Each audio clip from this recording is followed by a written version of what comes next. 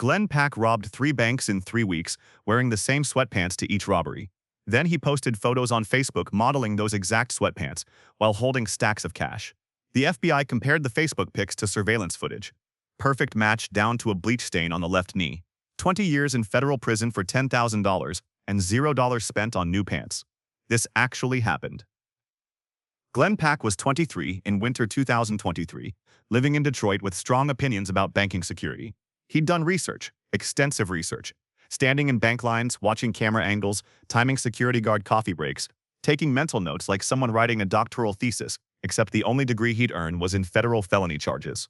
Smiling, approach, sound in a ring, an alternative to make. Real as all the turns. Pack holy shit always employ you and me, with places that don't apply.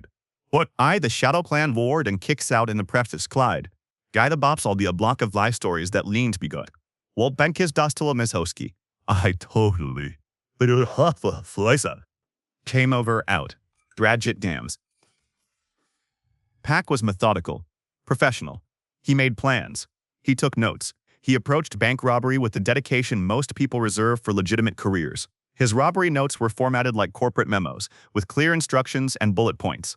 I am robbing you. Remain calm. Keep hands in view. No panic button. No die pack. Count $9,000. All hundreds. You have 45 seconds. This wasn't scrawled desperation. This was business communication applied to federal crime. He understood evidence disposal. He knew about serial number tracking. He'd clearly watched every heist movie ever made and thought, I can do that, but with better planning. What Pack didn't understand was that wearing the same outfit to every job and Instagramming the evidence would defeat even the most professional technique. But that realization was still weeks away. December 19, 2023. 2:47 p.m. Pack walked into PNC Bank on Joseph Campau Street in Hamtramck, Michigan, wearing dark sweatpants, specific comfortable shoes, and a mask. He handed the teller his professionally written note. The teller complied because bank employees are not paid enough to argue with threatening notes. Pack walked out with $3,500. No running. Casual exit like he'd just deposited a check. He walked to a nearby store and dumped his sweatshirt in a dumpster.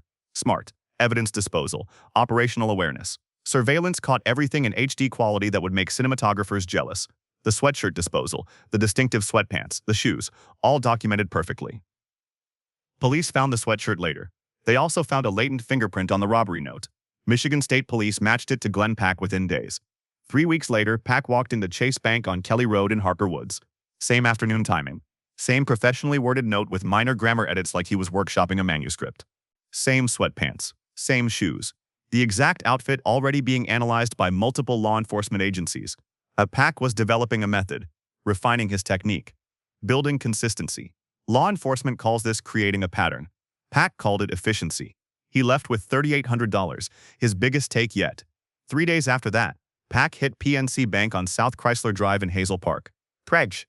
Third bank in less than a month. Same note, same escape plan, same beloved sweatpants and shoes appearing on camera for the third time. He walked out with $3,200. Total take, $10,500 across 3 robberies. Total spent on new pants, $0. Total consideration of wardrobe diversification, also 0. The FBI got involved because multiple bank robberies by the same person wearing the same outfit makes federal agents very interested and slightly confused. They reviewed all 3 surveillance videos. Identical note phrasing, similar timing, the same sweatpants with a distinctive bleach stain on the left knee visible in every video, the same shoes with specific wear patterns, smiling, and the fingerprint from robbery number 1. They had a name, they had a pattern, they needed to find him. Pack made that easy. He'd successfully robbed 3 banks and accumulated over $10,000 without getting caught. This felt like an accomplishment worth celebrating in the modern way, posting photos on Facebook. So Pack did what people do when they have money and want attention. He arranged a photo shoot, gathered his cash, positioned it artfully, and then, wearing his work uniform, the sweatpants, the exact sweatpants from 3 bank robberies. He literally modeled his evidence like he was auditioning for Federal Crime Monthly. One photo showed him in the sweatpants holding cash. Another showed the money laid out in stacks. Smiling Pack had almost understood operational security here. All the bills were face down, so serial numbers weren't visible.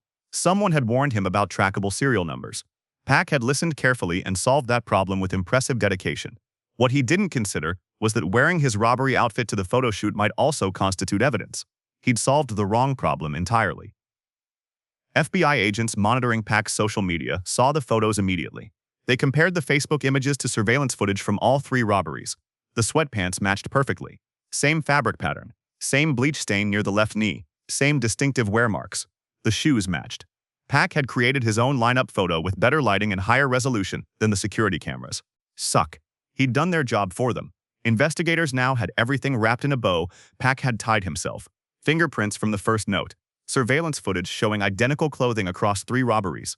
Facebook photos showing Pak in that clothing, holding thousands in cash. Dates correlating perfectly with the robbery timeline. Pak was the architect, builder, and general contractor of his own federal prosecution.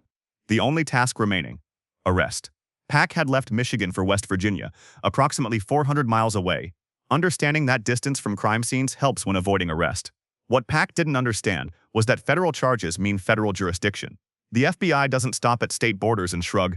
Well, he made it to West Virginia. Guess he wins. Smiling or duddy life, they continued tracking him through phone records and social media activity because modern fugitives essentially broadcast their locations with GPS coordinates.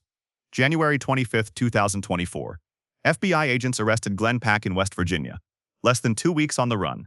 They found him without difficulty because people who post evidence on Facebook tend to make similar decisions elsewhere. He wasn't wearing the famous sweatpants at arrest, but investigators found them in his belongings, carefully folded, apparently still his favorite pair despite representing every mistake he'd made. Those sweatpants had traveled to 3 bank robberies, 1 Facebook photo shoot, 1 interstate flight, and now an evidence locker where they'd serve as Exhibit A. Pak was indicted on 3 counts of bank robberies. Each count carried a maximum 20 years in prison. The evidence was overwhelming in that special way evidence becomes overwhelming when you document everything yourself. Surveillance footage, fingerprints, witness testimony, and Pak's own Facebook photos made the prosecution case feel almost unsportsmanlike. The United States Attorney's Office announced charges and noted the swift resolution thanks to exceptional investigative work. Generous considering Pak had done most of the work himself. Pak faced 60 years if convicted on all counts. The math: $10,500 divided by 60 years equals $175 per year. That's significantly below minimum wage. A basic pair of sweatpants costs $20 to $30. Pak had $10,500. He could have bought 350 pairs and worn different pants to each robbery while having 347 pairs left over. Stuck you. Instead, he chose comfort. He chose consistency. He chose federal prison. Special Agent Chevrier Gibson praised the coordination between police departments, using the diplomatic language FBI agents employ when the suspect basically arrested himself via Instagram.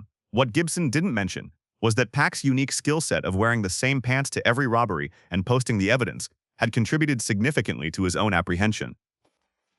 Pak had approached bank robbery with unusual professionalism, well-written notes, consistent technique, evidence disposal. He understood serial number tracking. What he fundamentally failed to grasp was that consistency creates patterns, patterns create evidence, and you cannot wear your work uniform to 3 different jobs, then model it on Facebook while holding your paycheck. That's not criminal sophistication. That's a federal conviction with photographs. 20 years for $10,000 because someone was too comfortable in his favorite sweatpants to buy